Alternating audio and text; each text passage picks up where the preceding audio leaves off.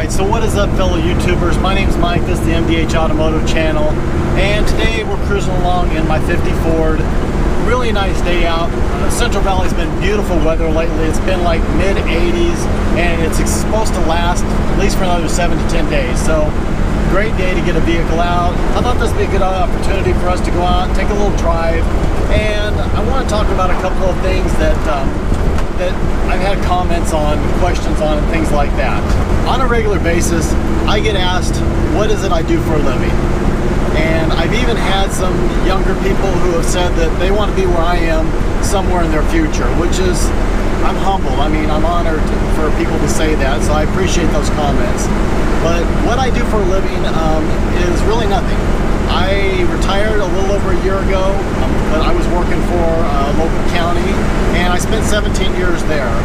Prior to that, I worked in my parents' insurance business for a couple of years, and prior to that, I spent about 10 years with the school district, and then I had a bunch of other odd jobs from the time I was 15, really.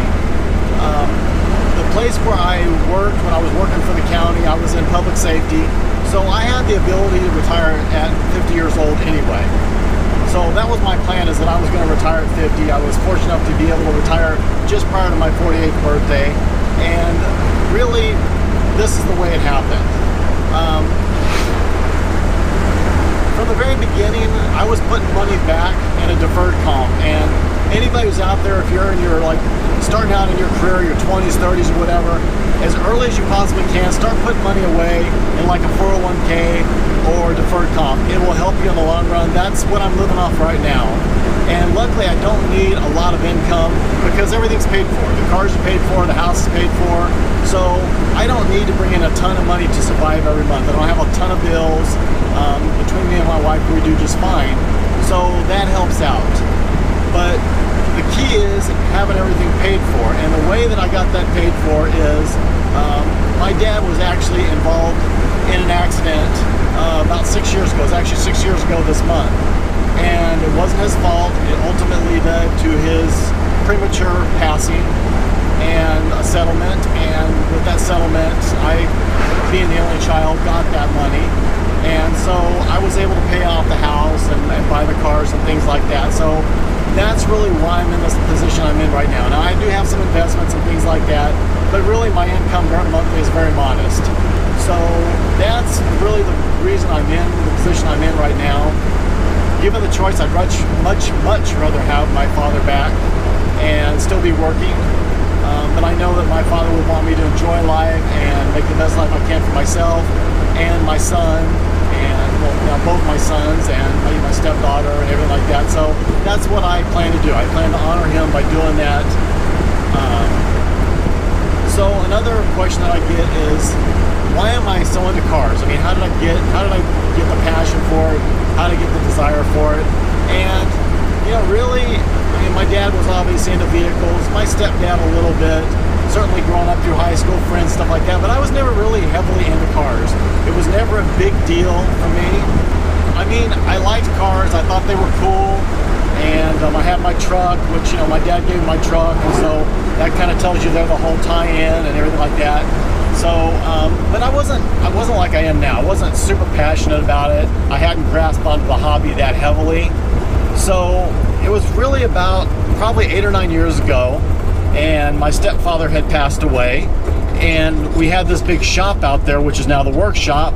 And so I don't know, I remember wanting an Impala SS, and I found one, and so I had that, and then I had my truck, and I had a motorcycle at the time. And I remember thinking it was just so amazing that I had these 3 incredible vehicles. I was like, wow, I mean, this is amazing that I can swing these toys and having these 3 toys.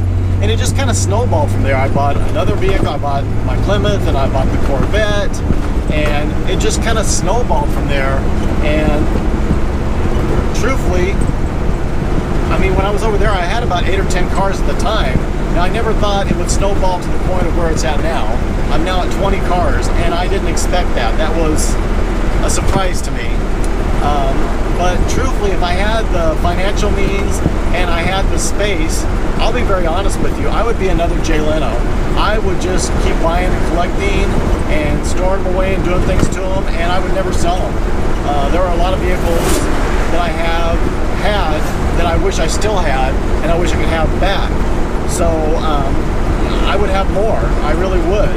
But it's become a real true passion for me. I love my cars.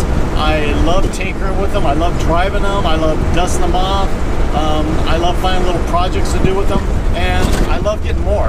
As you guys can see, every time I think I'm done, I find something else that I want, and I love chasing them down, getting them, and then moving on. So it's a strong passion. It's something that I just, like I said, really enjoy doing, and it's something I think I'll enjoy for a long time. And the nice thing is, certainly, instead of having all the cars, I could put the money into the bank, or I put the money into investments. But for me, each and every one of these vehicles, with the exception of maybe the Scat Pack, I don't know, maybe the Corvette, each one of these vehicles is an investment. And for me, I can go out and I can look at the vehicle, I can drive it, I can touch it, dust it off, do things with it. Now it does cost insurance, it does cost registration, but really that's not that bad. For me, it's a small price to pay to have these vehicles and enjoy them. And that's what I really love doing. Like I say, it's a true passion. A true car person is going to listen to what I'm saying right now and say, I know exactly what you're talking about. I know exactly where you're coming from. So whether you have one specialty vehicle or you have 100, you know where I'm coming from, you know what I'm talking about. Now you'll hear me a lot of times say that I'm blessed, and it's because I do believe in God, I do believe in the Holy Spirit, I am a Christian, and I'm very blessed. God has blessed me far beyond anything I could have ever imagined. I would have never imagined that I would be here at this stage of my life, but it's not just the cars, it's with my health, it's with my relationship with God, it's my family. I have an amazing wife, I have an amazing kids. Truly, it is awesome. I'm so blessed. And I get to tinker with my cars, and I get to have all these cool vehicles, and I get to meet all these people with cool vehicles, and have this YouTube channel and talk to you guys about it and get comments back from you. And to me, that is just awesome, guys. It's amazing. I could not ask for anything more. And so you're part of my blessing. Each and every one of you that's watching this right now, that's subscribed to the channel, that leaves your comments and supports this channel, you are part of that blessing, and I'm thankful. I thank you so much for it. So with all that being said, let me catch you guys up on everything that's going on. I did go by and check on the Gremlin the other day. Nothing's been done, which I didn't expect that. Again, I'm really completely content if that car stays gone for a little while. Let's see, the Buick, the GS, I actually took it over to the workshop because I wanted Eddie to do a few things to it. It was having some carburetor issues, some fuel issues, which he got taken care of. Wanted to adjust it, tighten up the steering just a little bit. And another thing I wanted to do was the key, the actual ignition switch, the key switch there in the column was broken, so I wanted to fix that. But when he pulled that all apart, he had to pull the steering wheel off, and the tilt wheel, I guess the bearings in there kind of worn out and shot. So when he put the wheel back on, I mean, the steering wheel was like moving up and down like a couple of inches. And while it was tight and it was safe in that respect, it wasn't going to come off, I didn't like that. It looks unprofessional. And so I said, okay, if we got to get a new column or new bearings or whatever. Well, new column was a little pricey, and so he's looking into changing out the bearings. So he's got that all torn apart right now, but that's okay. The good news is we did get the GTO back. So I will be doing a video on the GTO next week and talking about that whole thing, talking about the whole story behind the car. So be looking forward to that. And I will just say this, I drove the car for the first time today, and yeah, it's bringing a smile to my face. I'm very happy. The 41 Ford Coupe did go off for wiring on Tuesday or Wednesday. I did post some pictures on Instagram, so if you guys don't follow me on there, you really should. You can see it being loaded onto the tow truck. So that's cool, that got all done, and should be finding out how much that's going to cost me, what's going to be involved there. And of course, I've still got to have the transmission gone through, interior, a couple other little things before it's really ready to take out and drive around, show off a little bit. I think the GTO will be the next video. I'm planning on doing that sometime this week, so look for that to be coming. And then hopefully the Buick will come back. I'll do a video on that. I still need to do the Regal Turbo, so I'll be doing a video on that. And then of course the 41 will be the last vehicle. And for the most part, I think I'm pretty much settled down. I don't see a lot of vehicles going in, coming out type thing. So that's what's going on here. I hope this answers some of your questions. You know, as always, if you guys have questions that I can answer, I'll be happy to answer them in a video.